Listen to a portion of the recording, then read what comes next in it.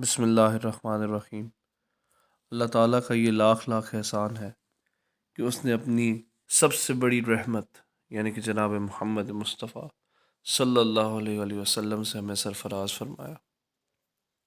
حضور پاک علیہ الصلوۃ والسلام نے فرمایا، جس شخص نے سورج کے مغرب سے طلوع ہونے سے پہلے توبہ کر لی، اللہ تعالیٰ اس کی توبہ کو قبول فرما لے گا۔ رسول پاک علیہ الصلوۃ والسلام کی دعاؤں میں سے ایک دعا یہ تھی کہ اے اللہ، میں تیری پناہ چاہتا ہوں تیری نعمت کے زوال سے، تیری عافیت کے ہٹ جانے سے، تیری ناگہانی سزا سے اور تیری ہر طرح کی ناراضی سے۔ حضور پاک علیہ الصلوۃ والسلام کا یہ فرمان عالی شان ہے، تم میں سے کسی شخص کی دعا اس وقت تک قبول ہوتی ہے جب تک وہ جلد بازی کرتے ہوئے یہ نہیں کہتا کہ میں نے دعا کی لیکن میرے حق میں قبول نہیں ہوتی۔ صحابہ کرام میں سے حضرت ابو موسیٰ رضی اللہ تعالیٰ عنہ سے یہ روایت ہے کہ ایک سفر میں ہم نبی کریم علیہ الصلوۃ والسلام کے ساتھ تھے، لوگ بلند آواز کے ساتھ اللہ اکبر کہنے لگے تو حضور پاک علیہ الصلوۃ والسلام نے فرمایا، اے لوگوں، اپنی جانوں پر نرمی کرو، تم نہ کسی بہرے کو پکار رہے ہو نہ غائب کو، تم اس کو پکار رہے ہو جو ہر وقت خوب سننے والا ہے، قریب ہے اور تمہارے ساتھ ہے۔ آپ فرماتے ہیں، میں اس وقت آپ صلی اللہ علیہ وآلہ وسلم کے پیچھے تھا اور یہ کہہ رہا تھا، لا حول ولا قوت الا باللہ، گناہوں سے بچنے اور نیکی کی قوت صرف اور صرف اللہ تعالیٰ سے ملتی ہے۔ تو آپ علیہ الصلوۃ والسلام نے فرمایا، عبداللہ ابن قیس، کیا میں تمہیں جنت کے خزانوں میں سے ایک خزانے کا پتہ نہ بتاؤں؟ میں نے کہا، کیوں نہیں؟ تو اللہ تعالیٰ کے رسول صلی اللہ علیہ وآلہ وسلم نے فرمایا، لا حول ولا قوت الا باللہ کہا کرو۔ رسول پاک علیہ الصلوۃ والسلام نے فرمایا، کوئی مسلمان بندہ نہیں جو اپنے بھائی کی پیٹھ پیچھے اس کے لیے دعا کرے مگر ایک فرشتہ ہے جو کہتا ہے تمہیں بھی اس کی مانند ملے۔ رسول پاک علیہ الصلوۃ والسلام نے فرمایا، اللہ تعالیٰ اس بات پر اپنے بندے سے راضی ہوتا ہے کہ وہ ایک کھانا کھائے اور اس پر اللہ تعالیٰ کی حمد کرے، یا پینے کی کوئی چیز،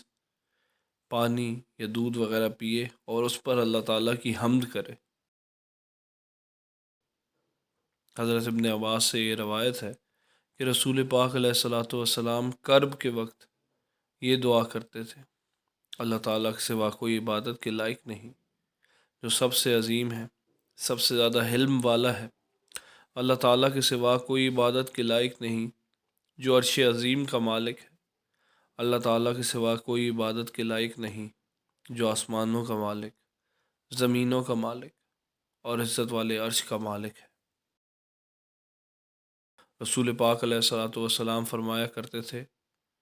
اے اللہ، میرے دین کو درست کر دے، جو میرے دین و دنیا کے ہر کام کے تحفظ کا ذریعہ ہے، اور میری دنیا کو درست کر دے جس میں میرا گزران ہے، اور میری آخرت کو درست کر دے جس میں میرا اپنی منزل کی طرف لوٹنا ہے، اور میری زندگی کو میرے لیے ہر بھلائی میں اضافے کا سبب بنا دے، اور میری وفات کو میرے لیے ہر شر سے راحت بنا دے۔ حضرت عبداللہ بن مسعود رضی اللہ تعالیٰ عنہ سے یہ روایت ہے کہ حضور پاک علیہ الصلوۃ والسلام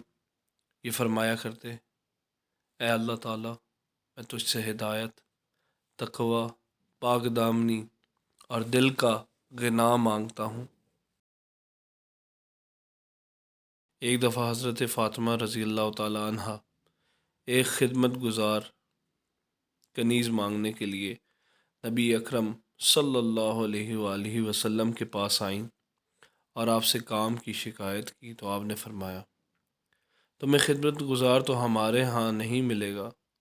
کیونکہ ہمارے گھر میں بھی موجود نہیں۔ فرمایا، کیا میں تمہیں ایسی بات نہ بتاؤں جو تمہارے لیے خدمت گزار سے بھی بہت بہتر ہے؟ جب تم بستر پر جاؤ تو 33 بار سبحان اللہ کہو، 33 بار الحمدللہ کہو اور 34 بار اللہ اکبر کہو۔ حضرت ابو بکر رضی اللہ تعالیٰ عنہ سے روایت ہے کہ رسول پاک سے انہوں نے عرض کی، یا رسول اللہ صلی اللہ علیہ وآلہ وسلم، مجھے ایک دعا سکھائیے جس کو میں پڑھا کروں اپنی نماز میں۔ تو آپ نے فرمایا، یہ کہا کر، یا اللہ، میں نے اپنے نفس پر بڑا ظلم کیا ہے اور گناہوں کو کوئی نہیں بخشتا سوائے تیرے، اور گناہوں کو کوئی نہیں بخشتا سوائے تیرے۔ تو بخش دے مجھے اپنے پاس کی بخشش سے، اور رحم کر مجھ پر کہ تو ہی بخشنے والا مہربان ہے۔ حضرت انس بن مالک رضی اللہ تعالیٰ عنہ نے یہ حدیث بیان کی ہے کہ رسول اللہ صلی اللہ علیہ وآلہ وسلم یہ دعا فرمایا کرتے تھے، اے اللہ، میں عاجز ہونے، سستی، بزدلی، بڑھاپے اور بخل سے تیری پناہ میں آتا ہوں، اور میں قبر کے عذاب اور زندگی اور موت کی آزمائشوں سے تیری پناہ میں آتا ہوں۔ حضور پاک علیہ الصلوۃ والسلام کا یہ فرمان عالی شان ہے کہ میرے دل پہ ایک غبار سا چھا جاتا ہے تو میں اس کیفیت کے ازالے کے لیے ایک دن میں 100 بار اللہ تعالیٰ سے استغفار کرتا ہوں۔ اللہم صلی علی محمد وعلی آل محمد بعدد اوراق الاشجار۔